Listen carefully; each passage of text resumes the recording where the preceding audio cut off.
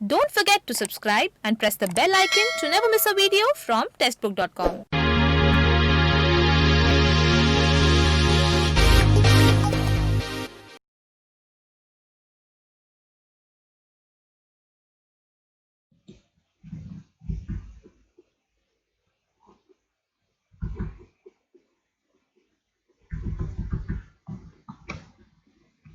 Hello everyone, I am Julie, textbook coach for SBI PO program. So today I am here with a new session of ours focusing on mainly the upcoming exam, that is SBI PO. So starting with a brief introduction of mine, I have completed my BTech in 2014 and later on I cleared SBI PO in the year 2016. Also I served in SBI as a probationary officer for 2 years. Okay, so now we will start this session. So about this session, I will tell you something that this session I have framed on the basis of my mistakes which I did in the early days of my banking preparation. Okay, so like these mistakes are done by every student because they don't know what things they have to prepare and from where they should prepare it. So we do too much mistakes during our preparation days, which lead to sometimes they lead to failure of cracking the exams. Okay, so I will discuss about these all mistakes. Okay, so the topic of our session is to avoid the 10 big mistakes in the preparation of SBIP. Okay, so we will start our session. Okay, so the first mistake which we do is the prelims and mains preparation, which we do separated. Okay, so separated means what I mean to say is जब भी हम preparation कर रहे होते हैं तो हम क्या करते हैं कि हम पहले मेंस पे ना फोकस करके हम प्रीलिम्स को ज़्यादा फोकस करते हैं, राइट? बिकॉज जैसे मैंने पहले पॉइंट में लिखा भी है that isolated preparation of these two phases of exam. और स्टूडेंट्स क्या करते हैं कि जब हमारा नोटिफिकेशन आ जाता है और एग्ज़ाम कंडक्ट होने वाला होता है तो जो 3 महीने या 4 महीने जो भी हमारा टाइम होता है तो उसमें वो क्या करते हैं कि सिर्फ प्रीलिम्स पे फोकस करके प्रीलिम्स को कैसे करना है, कैसे उसको हम क्रैक कर सकते हैं, उस पर ध्यान देते हैं। अगर मेंस पे ध्यान ही नहीं देते, जबकि मेंस का सिलेबस ज़्यादा है, मेंस में हमें पढ़ना ज़्यादा है, मेंस का लेवल ज़्यादा है, पर फिर भी हम मेंस का प्रिपरेशन ना करके प्रीलिम्स पे ध्यान देते रहते हैं। तो क्या होता है कि प्रीलिम्स हो जाता है लोगों का और फिर जब भी आप मेंस का प्रिपरेशन पे आएंगे हम, तो हमारे पास उतना टाइम नहीं बचता कि हम जैसे मोस्टली 28 to 30 डेज होते हैं उसके बीच में, जब प्रीलिम्स और मेंस एग्जाम के बीच में, तो आपके पास इतना टाइम नहीं होता कि आप उसको कर सको, राइट? क्योंकि उसमें current affairs, financial awareness, banking awareness सभी कुछ होते हैं। ओके, सो हमें क्या करना है कि इन दोनों का हम अलग अलग प्रिपरेशन नहीं करेंगे। हमें शुरू से ही दोनों ही एग्जाम्स को फोकस करके प्रिपरेशन करना होगा। जैसे आप कोई भी टॉपिक कर रहे हो, इंग्लिश की हो गई या फिर क्वांट रीजनिंग, जो भी सेक्शन है, आपको स्टार्टिंग से ही दोनों चीज़ों को फोकस करके चलना होगा कि मैं मेंस के लेवल का प्रिपरेशन रखूं ताकि प्रीलिम्स तो हमारा कवर हो ही जाए, हमारा मेंस भी हो जाए। Okay, so like for any topic which you will be doing is start from the basic level of questions and move on to basic to moderate and then moderate to difficult level of questions. Okay, so you will have to cover all these three level of preparation. तो वो हमारे prelims और mains दोनों में helpful होगा. Okay, so like second point I have written also that dedicating more time for the preparation of prelims. So ये हमें गलती नहीं करनी है, हमें दोनों चीज़ों को साथ लेके चलना होगा कि हम दोनों ही एग्जाम्स को साथ लेके चल रहे हैं। Also in case of financial awareness, banking awareness, हम क्या करते हैं कि पहले से करंट अफेयर्स को प्रिपेयर नहीं कर रहे होते और फिर जब मेंस का टाइम आ जाता है तो इतना टाइम नहीं रहता। ओके, सो स्टार्टिंग से ही क्या करना होगा, हमें dedicate only 1 or 2 hours for the study of current affairs. Okay, so like what ever you will study in one day, धीरे धीरे जैसे आप पूरे वीक में आपने कुछ टॉपिक्स कर लिए, कुछ करंट अफेयर्स आपने पढ़ लिए और उसको लास्ट के सैटरडे या संडे को आप एक बार क्या करो, उसको रिवाइज करना। ओके, सो वो रिविजन जो आप एक एक वीक करके करते जाओगे ना, that will help you out in the long term. Okay, so in this way you can prepare both for prelims and mains, right? Okay, so now moving on to the second point, unnecessary video tutorials. Okay, so what is this is I have written that watching too many videos on important quant topics, that is simplification, quadratic equation and number series. So like these three topics ना, ये तीनों topics क्या हैं कि जब भी student पहले prepare करना शुरू करता है ना, तो वो क्या करता है कि यूट्यूब पर बहुत वीडियोस देखता है और आप वीडियोस देखते हो, कोई जो भी फैकल्टी या टीचर जो भी पढ़ा रहे हैं वो आपको वहाँ पे क्वेश्चन सॉल्व करवा रहे होते हैं और आप उनके वीडियोस देखने में 1 से 1.5 घंटे या 2 घंटे आप वेस्ट करते हो इन द सेंस जब भी आप स्टार्टिंग कर रहे हो अपने प्रिपरेशन को ना, तो जब आप ये वीडियोस देख रहे हो दैट विल बी हेल्पफुल, तब आपको समझ में आएगा कि वो क्या समझा रहे हैं, उनका अप्रोच क्या है, उसको कैसे करना चाहिए था। पर अगर आपको अब ये समझ में आ चुका है कि उसमें क्या करना है, now when you again watch those videos and you don't practice those topic by yourself, वो किसी यूज का नहीं होगा। ओके सो आपको क्या करना है, जब भी आप उनको देख करके समझ गए कि आपको कैसे करना है, क्या अप्रोच लेनी है, कौन से लेवल के क्वेश्चंस आते हैं, क्या पैटर्न है, then do it by yourself instead कि आप बार बार उन वीडियोस को देख करके अपने 2 घंटे 2.5 घंटे वेस्ट कर रहे हो। Okay so next topic that is written also is giving less time in practicing the topic, so you will have to practice more and more in every section of banking. Now practice is the thing which is most needed. Okay, so you will have to practice, don't just watch the videos, apply it in your practice. Okay, so now the third point is mock test. So firstly I have written as wrong way of giving the test, and second thing is categorize your analysis.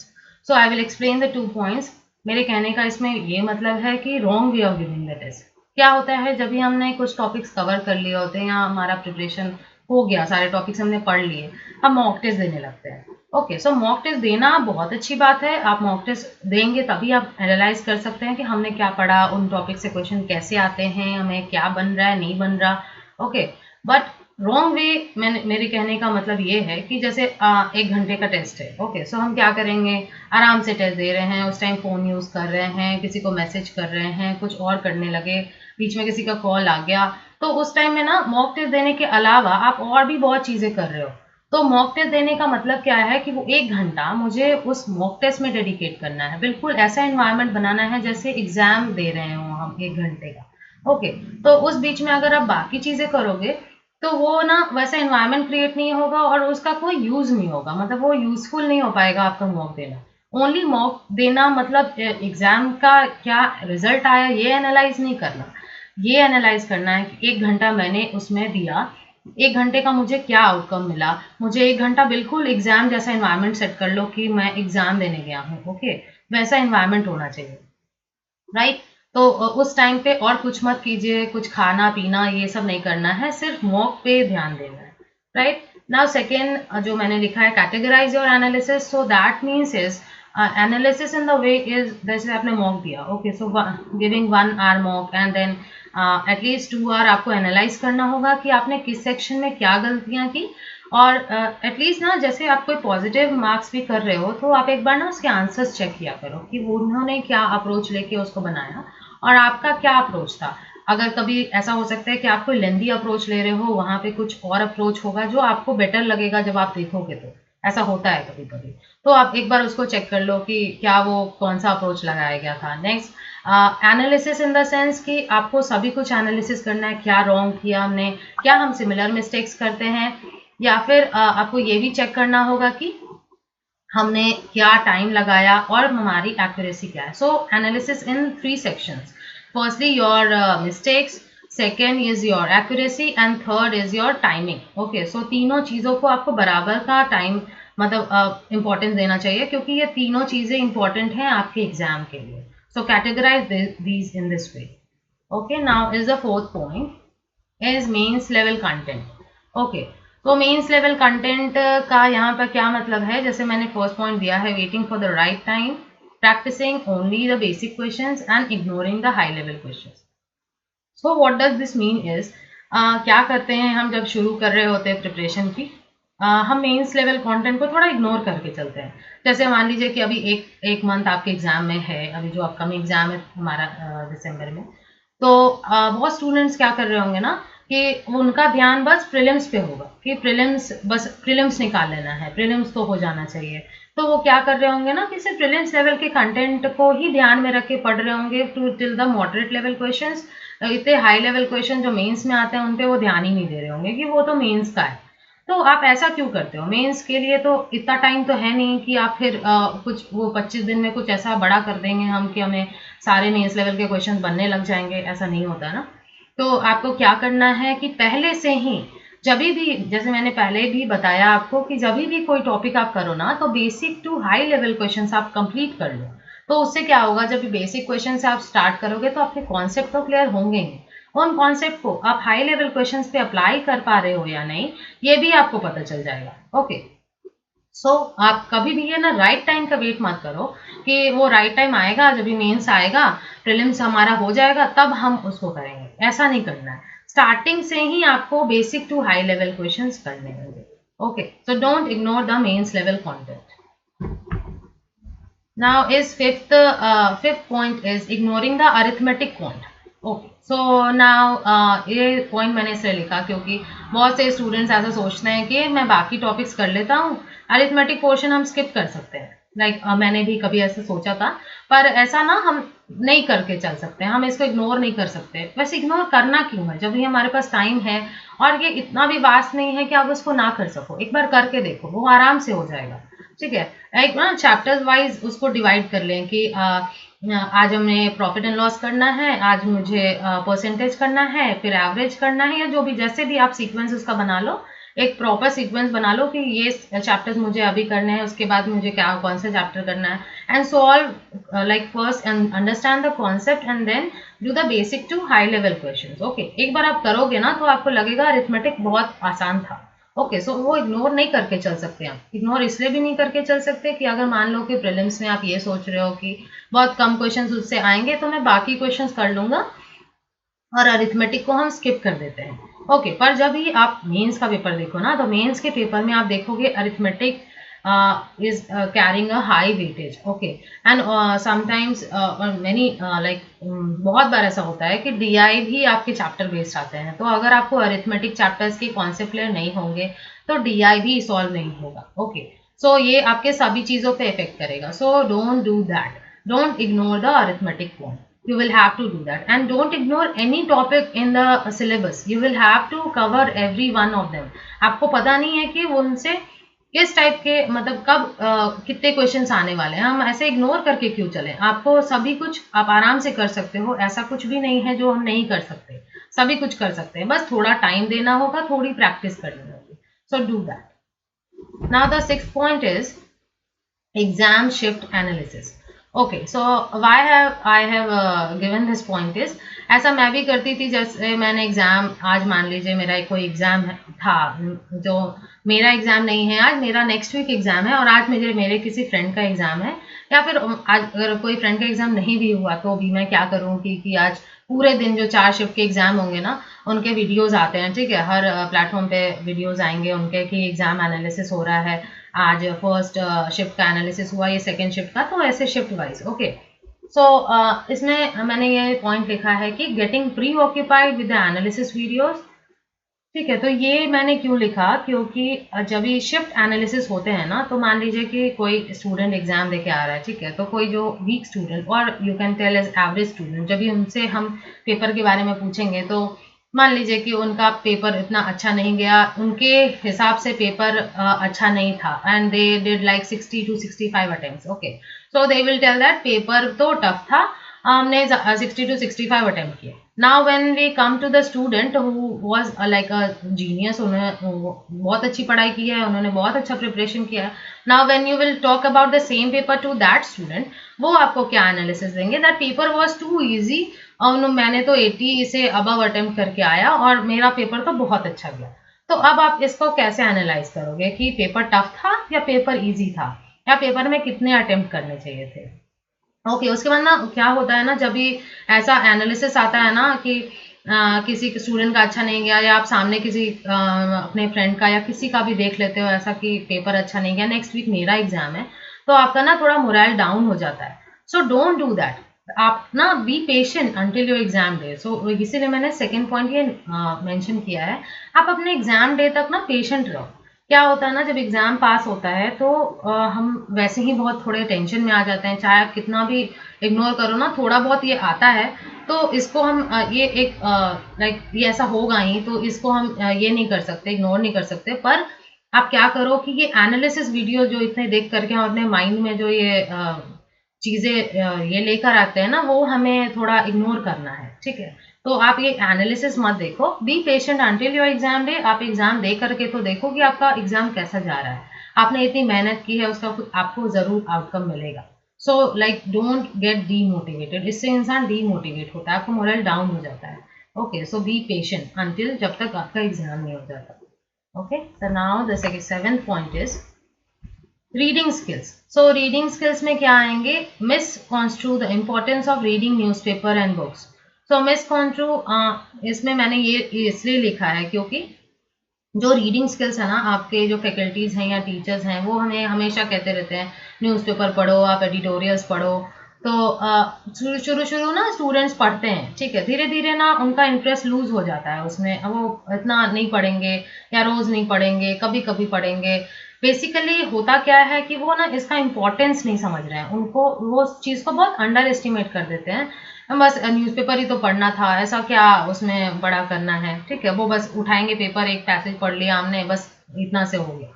तो ये नहीं करना, आपको basically करना क्या है उसमें आपको ये पता होना चाहिए, ठीक है। जैसे कोई न्यूज़पेपर पढ़ रहे हो या कोई एडिटोरियल पढ़ रहे हो आप, उसमें आपको क्या करना है, जो पैसेज दिए गए हैं आप उसको रीड करोगे, ठीक है। जैसे कोई भी पैसेज है, वो पैसेज मैंने कितने टाइम में रीड किया, उस पैसेज को जब मैंने पहली बार पढ़ा तो मुझे उस पैसेज से क्या समझ में आया। ओके, और उस पैसेज से समझने के बाद जैसे कुछ डिफिकल्ट वर्ड्स होते हैं, अगर उन डिफिकल्ट वर्ड्स की मीनिंग आपको नहीं आते, ओके, तो आपको पैसेज समझ आएगा पर इतनी अच्छे से समझ में नहीं आएगा। Now what you will do is note down the words which were difficult and उनके मीनिंग आप पता करो। नाउ जब भाई आपको मीनिंग पता चल जाए ना, तो पैसेज को एक बार वापस रीड करके देखो, तब आप देखोगे कि आपको पैसेज बहुत अच्छे से समझ में आ गया। एंड सेकेंडली जो वोकैब वर्ड्स आपने याद किए वो अलग हो गए, ठीक है। तो आपके क्या इंपॉर्टेंस हो गए, आपको बेसिकली पैसेज पढ़ने का जो आपका स्पीड है ना, कॉम्प्रीहेंशन पार्ट, वो इम्प्रूव करना है, ताकि एग्जाम में चाहे जितना भी बड़ा पैसेज आ जाए आप उसको जल्दी से जल्दी पढ़ लो और समझ लो, ठीक है। तो ये एक इम्पोर्टेंस है आपका रीडिंग स्किल्स में, ठीक है। Next I have written is create a language rich environment. Now what will this mean is language rich environment मतलब कहीं पे भी जैसे इंग्लिश, सिर्फ आपके इंग्लिश यहाँ नहीं है जो बुक्स पढ़ेंगे हम या न्यूज़पेपर पढ़ेंगे, कोई वेब सीरीज देख रहे हैं हम, कोई डॉक्यूमेंट्री देख रहे हैं हम, so watch something like they have English सब टाइटल्स। ओके, सो इंग्लिश कहीं भी इंग्लिश का यूज जहाँ पे भी हो रहा हो ना, इंग्लिश सॉन्ग सुन लिए, तो वो क्या होगा कि सुनते रहोगे, देखते रहोगे, तो वो चीज़ें ज़्यादा हमारे माइंड पे असर करती हैं, ठीक है। जितना हम साथ में जैसे मान लो किसी फ्रेंड से बात करें या जिससे भी हम कैजुअली बातचीत करते हैं, तो उनसे ना इंग्लिश में थोड़ा कॉन्वर्सेशन करने की कोशिश कीजिए। जब भी आप बोलोगे ना तो वो थोड़ा ज़्यादा इफेक्टिव होता है। जैसे मैंने लास्ट पॉइंट में मेंशन किया, engage English in your daily conversation, वो आप करोगे ना तो आपको लगेगा कि अच्छा ये वर्ड्स मैंने यहाँ सीखे थे, इनको मैं इस लाइन में अप्लाई कर सकता हूँ। ओके, कोई भी लाइन जैसे कुछ न्यूज़पेपर में आपने पढ़ लिया है, कहीं पे भी लिखा हुआ पढ़ लिया, वहाँ पे ना आपको कुछ ऐसा लगेगा, अच्छा इस लाइन को मैं ऐसे इंप्रूव कर सकता था, यहाँ पे ये वर्ड भी यूज हो सकते थे। तो इंग्लिश हमको ऐसे ही इंप्रूव करना होगा। Okay, so now next point is analysis of editorials. Okay, so now analysis of editorial से आप क्या समझ रहे हो कि जैसे मैंने पहले पॉइंट लिखा है, spending too much time on video of analysis of the editorial. So इसमें क्या क्या करते हैं ना स्टूडेंट, जैसे हर दिन का ना हर प्लेटफॉर्म पे एनालिसिस आता है न्यूज़पेपर जो एडिटोरियल्स होते हैं उनके। सो स्टार्टिंग में जब भी आप प्रिपरेशन शुरू करो ना, तो स्टूडेंट्स को पता नहीं होता कि बेसिक क्या की पॉइंट्स पढ़ने थे, या एडिटोरियल से हमें क्या क्या हाईलाइट ऐसा देखना था कि मुझे पता नहीं है, एनालिसिस कैसे कर सकते हैं। तो जब स्टार्टिंग में आप इनके वीडियोस देखो ना तो बहुत अच्छी बात है, वहां से आपको सीखने मिलेगा कि उसका करना क्या था। पर जब आपको पता चल गया कि उसमें एनालिसिस क्या किया जाता है, क्या ऐसे की पॉइंट्स होते हैं जिन पे हम फोकस करते हैं, तो रोज उसको जो 45 मिनट्स या 50 मिनट जो आप वहां वेस्ट कर रहे हो एनालिसिस देखने में, वो नहीं करना है, वो आपको खुद को पढ़ना होगा, राइट। वो आपको खुद को पढ़ना है, खुद को आपका कॉम्प्रिहेंशन इंप्रूव करना है। That I have written is do it by yourself, that helps in improving your comprehension and vocab. That editorial or that passage or that anything which you are reading is for your self, आपकी comprehension improve करने के लिए। आप वो analysis देख के कुछ नहीं कर पाओगे, आपको पता है कि एनालिसिस में क्या होने होगा या उसमें क्या पढ़ना है, क्या की पॉइंट्स हैं, सो वो आप खुद से करो, एनालिसिस मत देखो बार बार उसका। ओके, वो टाइम जो वहां लगा रहे हो वो खुद से लगाओ उस चीज पे, तो आप उसको ज्यादा समझ पाओगे। सो ये वेस्ट है अगर आप रोज अपना 40 to 45 मिनट्स वहां वेस्ट करते हो, वो खुद पे लगाओ, खुद पे अप्लाई करो, तो वो यूजफुल होगा। Now 9th step is inadequate sleep. Okay, so अभी जो हमने इतनी पढ़ाई की बात की, हमें ये करना चाहिए वो करना चाहिए, इन सब के साथ rest is very important. Okay, खास करके तब जब आपकी एग्जाम बहुत नजदीक है। एग्जाम जब नजदीक होता है ना, तो बहुत स्ट्रेस होता है कि ये जो 4 महीने 5 महीने जो हम पढ़ रहे थे वो हम अप्लाई कर भी पाएंगे या नहीं।